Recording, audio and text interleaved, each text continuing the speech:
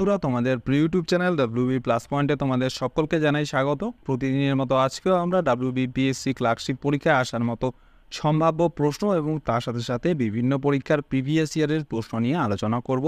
তো আশা করছি এখান থেকে তোমরা বেশ কয়েকটি প্রশ্ন কমন পেয়ে যাবে। তো ক্লাসটা প্রথম থেকে শেষ পর্যন্ত মনোযোগ সহকারে দেখো। তো আজকে আমাদের প্রথম প্রশ্ন হচ্ছে, ঘর্ষণ বল সর্বদা গতির অভিমুখে ক্রিয়া করে, গতির বিরুদ্ধে করে, অভিকর্ষক বলের দিকে ক্রিয়া করে নাকি অভিকর্ষক বলের বিপরীত দিকে ক্রিয়া করে? তো ভেরি ভেরি ইম্পর্টেন্ট প্রশ্ন, এটা অনেকবার রিপিট হয়, ঘর্ষণ সম্পর্কিত প্রশ্ন। তো মনে রাখবে, ঘর্ষণ বল সর্বদা হচ্ছে গতির বিরুদ্ধে ক্রিয়া করে, অর্থাৎ গতি যদি এই দিকে হয় তাহলে ঘর্ষণ বল তার ঠিক বিপরীত দিকে অর্থাৎ এদিকে ক্রিয়া করবে। তো ঘর্ষণ বল সর্বদা কোনো বস্তু যেদিকে সরে যাচ্ছে তার বিপরীত দিকে কাজ করে, অর্থাৎ বলের অভিমুখের বিপরীত দিকে। সীমাস্থ মানে পৌঁছানো অবধি ঘর্ষণের মাত্রা বস্তুটিকে সরানোর জন্য প্রযুক্ত বলের ঠিক সমান হয়। সীমাবদ্ধ ঘর্ষণটির মাত্রা ও দুটি পৃষ্ঠের মধ্যে স্বাভাবিক প্রতিক্রিয়া অনুপাত হচ্ছে ধ্রুবক। নেক্সট প্রশ্ন, বস্তুর উপর প্রযুক্ত বলের পরিমাণ বাড়লে কি হবে? বস্তুর গতিবেগ বাড়বে, গতিবেগ কমবে, ত্বরণ বাড়বে নাকি ত্বরণ কমবে? তো বস্তুর উপর প্রযুক্ত বলের পরিমাণ বাড়লে কি হবে? এখানে ত্বরণ বেড়ে যাবে, অপশন সি হয়ে যাবে সঠিক অ্যান্সার। কারণ আমরা বলের সূত্র হিসাবে জানি এফ, এফ অর্থাৎ বল সমান সমান এম ইন্টু এ। এম এখানে হচ্ছে বস্তুর ভর আর এ হচ্ছে বস্তুর ত্বরণ। এখানে দেখতে পাচ্ছ যে বস্তুর বল এবং বস্তুর ত্বরণ দুটো সমানুপাতিক, তাই যদি আমরা বস্তুর উপর প্রযুক্ত বলের পরিমাণ বাড়াই তাহলে সেখানে বস্তুর ত্বরণও বাড়তে থাকবে। তো বল হচ্ছে ভর সময়ের ত্বরণের সমান এবং বল সরাসরি ত্বরণের সমানুপাতিক, কারণ বস্তুর ভর স্থির থাকে, তাই বল বৃদ্ধির সাথে সাথে এর ত্বরণ অবশ্যই বৃদ্ধি পাবে। নেক্সট প্রশ্ন, দুটি বস্তুর মধ্যেকার দূরত্ব স্থির রেখে যদি দুটি বস্তুর ভর দ্বিগুণ করা হয় তাহলে মহাকর্ষ বলের মান পূর্বের থেকে কেমন হবে? তো মহাকর্ষ বলের সূত্র আমরা কি জানি?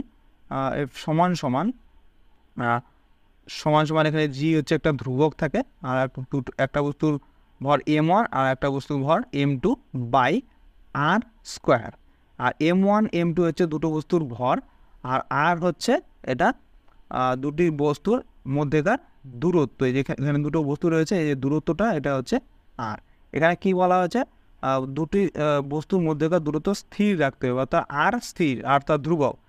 আর যদি দুটোর বস্তুর ভর দ্বিগুণ করা হয়, যদি এখানে 2m ইন্টু 2m2 লিখি তাহলে 2 ইন্টু 2 কত হয়ে যাচ্ছে? 4। তো এখানে কি হয়ে যাবে? মহাকর্ষ বলের মান 4 গুণ হয়ে যাবে, অপশন সি হয়ে যাবে সঠিক অ্যান্সার। নেক্সট প্রশ্ন, স্থির তড়িতের আকর্ষণ বা বিকর্ষণ বলের পরিমাপের সূত্র কে আবিষ্কার করেন? তো এটা সঠিক অ্যান্সার হয়ে যাবে এখানে অপশন বি, কুলম্ব। তো স্থির তড়িতের আকর্ষণ ও বিকর্ষণ বলের পরিমাপের সূত্র আবিষ্কার করেন কুলম্ব। তো কুলম্বের আইন দুটি স্থির বৈদ্যুতিক চার্জযুক্ত কণার মধ্যে বিদ্যমান বলকে বর্ণনা করে, যা ইলেকট্রোস্ট্যাটিক বল নামেও পরিচিত।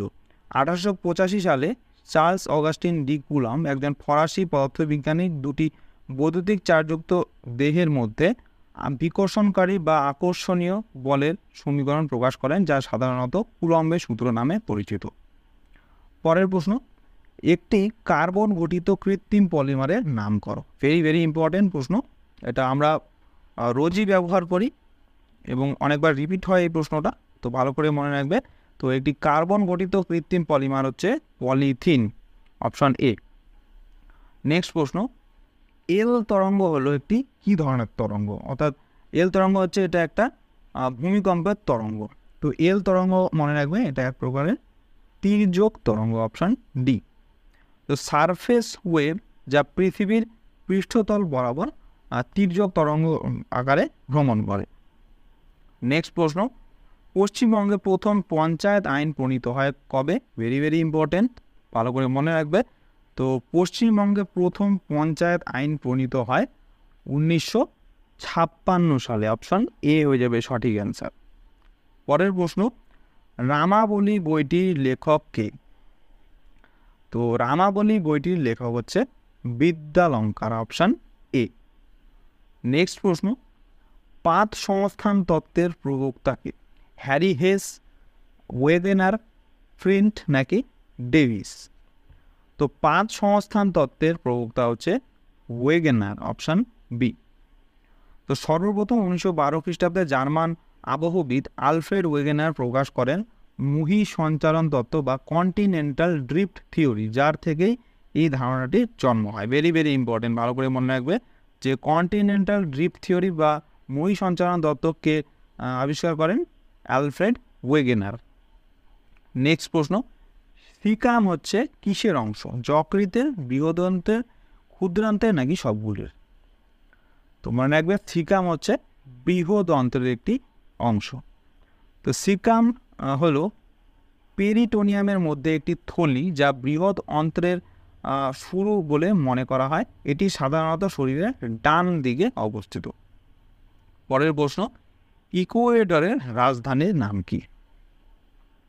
তো ইকুয়েডরের রাজধানীর নাম হচ্ছে কুইটো, অপশান সি। ভালো করে মনে রাখবে, এরকম প্রশ্ন কিন্তু আসতে পারে। পরের প্রশ্ন, প্রথম ভারতীয় মহিলা যিনি বিশ্ব সুন্দরী হয়েছিলেন তিনি কে? তো প্রথম ভারতীয় মহিলা যিনি বিশ্ব সুন্দরী হয়েছিলেন তার নাম হচ্ছে Rita Faria, option B. Very very important প্রশ্ন, ভালো করে মনে রাখবে। তোমরা কমেন্টে জানাবে যে এই রীতা ফারিয়া বিশ্ব সুন্দরী খেতাব কত সালে পেয়েছিল, এটা তোমরা নিচে কমেন্টে জানাবে। নেক্সট প্রশ্ন, দেশীয় মুদ্রণ আইন জারি করেছিলেন কে? লর্ড লিটন, রিপন, ডাফরিন নাকি হার্ডিঞ্জ? তো দেশীয় মুদ্রণ আইন জারি করেছিলেন হচ্ছে লর্ড লিটন, অপশান এ। তো দেশীয় মুদ্রণ আইন 1878 সালে ভাইসরয় লর্ড লিটন দ্বারা পাশ হয়েছিল। এই আইন ম্যাজিস্ট্রেটদের আঞ্চলিক ভাষা, মাতৃভাষা বা দেশীয় সংবাদপত্র থেকে নিরাপত্তা আমানত সংগ্রহ করতে এবং মুকুটের বিরুদ্ধে কিছু প্রকাশ করলে তাদের ছাপাখানা বাজেয়াপ্ত করার অনুমতি দিয়েছিল এই আইনে। নেক্সট প্রশ্ন, ডন সোসাইটির প্রবর্তক কে? এটাও খুব ইম্পর্টেন্ট।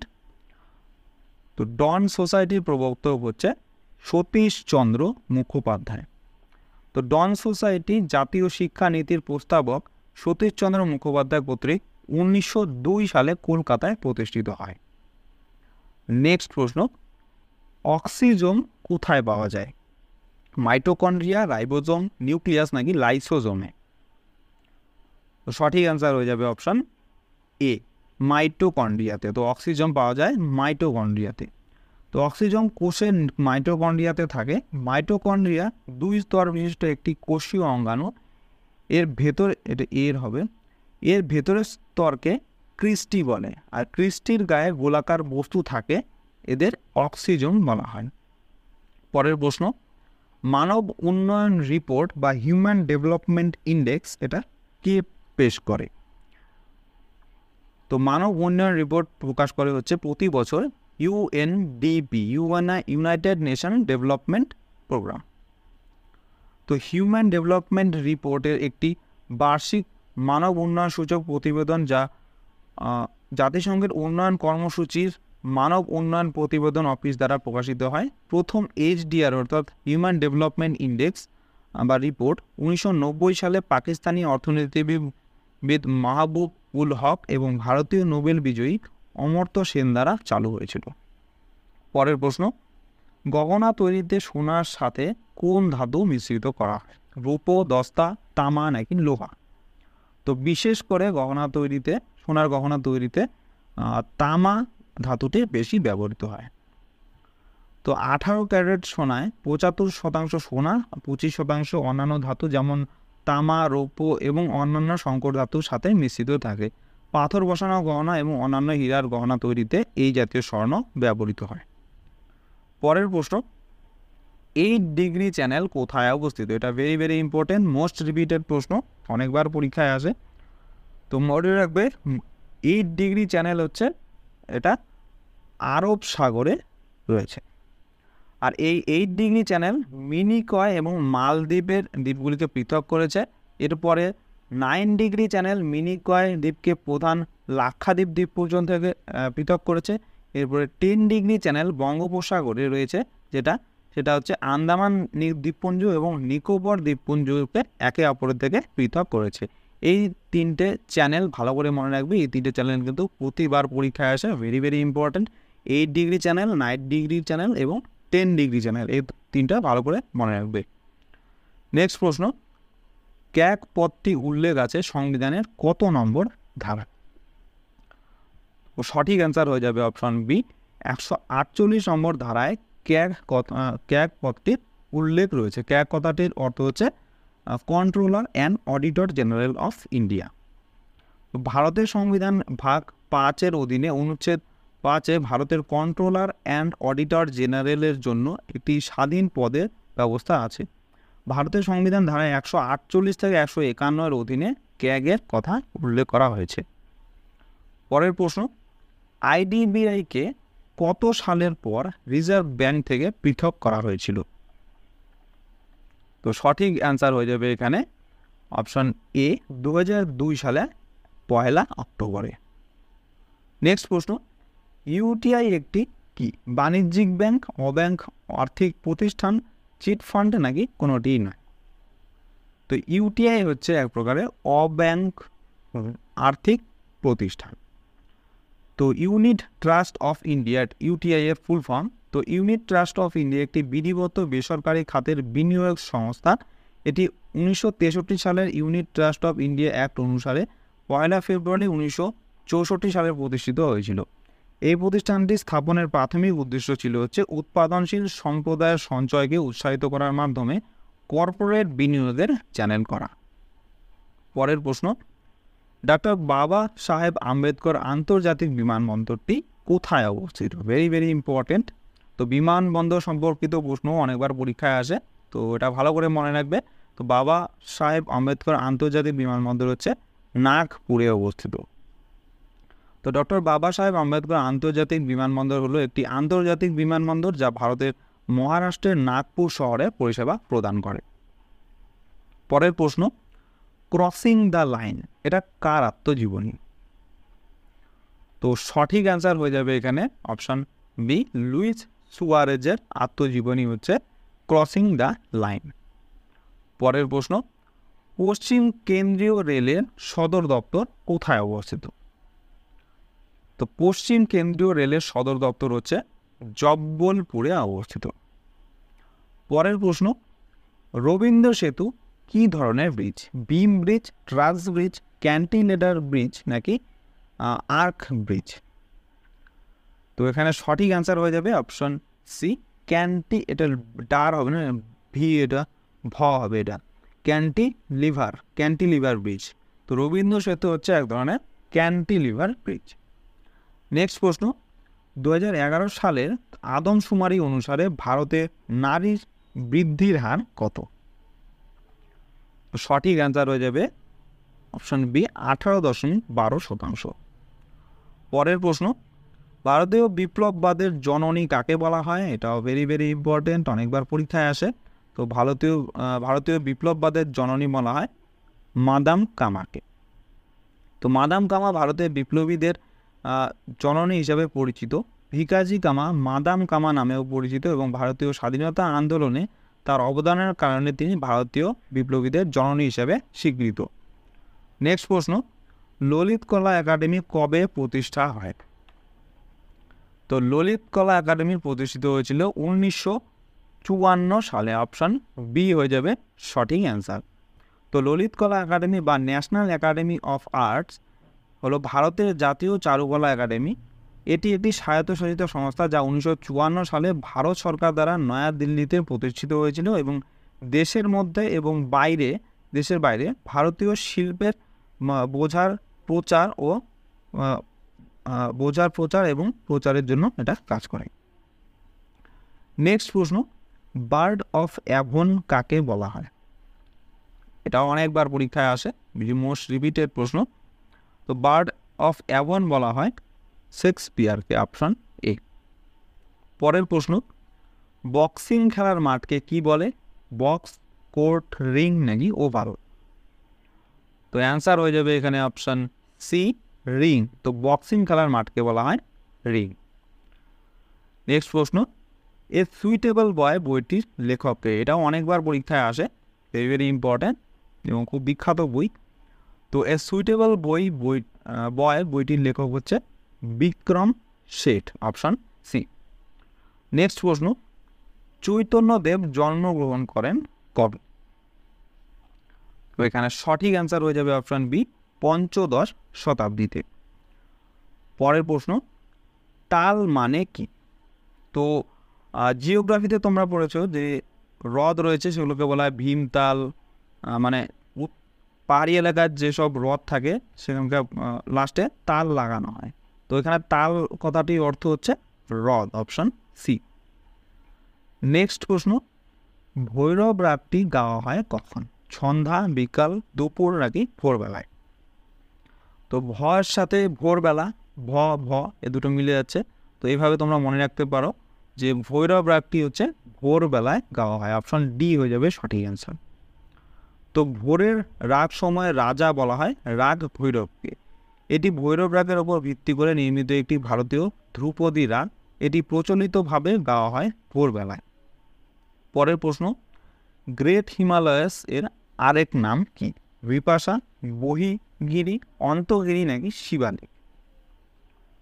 তো মনে রাখবে গ্রেট হিমালয়াসের আরেকটি নাম হচ্ছে অন্তগিরি, অপশান সি। পরের প্রশ্ন, নেপানগরে কি উৎপাদন করা হয়? নেপানগর কিসের জন্য বিখ্যাত? ভেরি ভেরি ইম্পর্ট্যান্ট, এটা কিন্তু প্রিভিয়াস ইয়ারের রেলওয়েতে অনেকবার এসেছিল। তো সঠিক অ্যান্সার হয়ে যাবে এটার অপশান বি, নিউজ প্রিন্টের জন্য বিখ্যাত হচ্ছে নেপানগর। তো নেপানগর খবরের কাগজ ছাপার শিল্পের জন্য বিখ্যাত। নেপানগর হচ্ছে মধ্যপ্রদেশ রাজ্যের বুরহানপুর জেলার একটি শিল্প জনপদ। নেপা মিলস লিমিটেড, যা পূর্বে the national news print limited নামে পরিচিত ছিল। পরের প্রশ্ন, একটি পেন্ডুলামের দৈর্ঘ্য দ্বিগুণ করলে এর দোলনকাল কি হবে? বেড়ে যাবে, কমে যাবে, দ্বিগুণ হবে নাকি অর্ধেক হবে? তো একটি পেন্ডুলামের দৈর্ঘ্য দ্বিগুণ করা হলে এর দোলনকাল বেড়ে যাবে, অপশন এ হয়ে যাবে সঠিক অ্যান্সার। তো যদি একটি সাধারণ পেন্ডুলামের দৈর্ঘ্য দ্বিগুণ করা হয় তাহলে দোলনের সময়কালও দ্বিগুণ হয়ে যাবে, কারণ একটি সাধারণ পেন্ডুলামের সময়কাল তার দৈর্ঘ্যের বর্গমূলের সরাসরি সমানুপাতিক হয়। পরের প্রশ্ন, জনগণের পরিকল্পনা কোন পরিকল্পনাকে বলা হয়? ভেরি ভেরি ইম্পর্টেন্ট প্রশ্ন, তো ভালো করে মনে রাখবে। এটা সঠিক অ্যান্সার হয়ে যাবে অপশান ডি, পঞ্চম। তো পঞ্চম পরিকল্পনাকে জনগণের পরিকল্পনা বলা হয়। পরের প্রশ্ন, SMS এর জনক কাকে বলা হয়? আমরা যে ফোনে SMS করি, তো SMS এর জনক কাকে বলা হয়? তো সঠিক অ্যান্সার হয়ে যাবে এটা অপশান সি, ম্যাটি ম্যাকোননকে। তো ম্যাটি ম্যাকোননকে বলা হয় SMS এর জনক। নেক্সট প্রশ্ন এবং আজকের ক্লাসের লাস্ট প্রশ্ন, তো সর্বভারতীয় কৃত্তক আইন কবে গৃহীত হয়েছিল? তো সর্বভারতীয় কৃত্তক আইন গৃহীত হয়েছিল 1951 সালে, অপশন বি হয়ে যাবে এখানে সঠিক অ্যান্সার। তো বন্ধুরা, এই ছিল আজকে আমাদের WBPSC ক্লার্কশিপের স্পেশাল জিকে ক্লাস। তোমাদের কেমন লাগলো অবশ্যই কমেন্ট করে জানাও। ভালো লেগে থাকলে অবশ্যই একটি লাইক করবে এবং চ্যানেলে নতুন হয়ে থাকলে চ্যানেলটিকে অবশ্যই সাবস্ক্রাইব করে রাখবে এরকম আরও ক্লাসের জন্য। তো তোমাদের সাথে দেখা হচ্ছে নেক্সট ক্লাসে।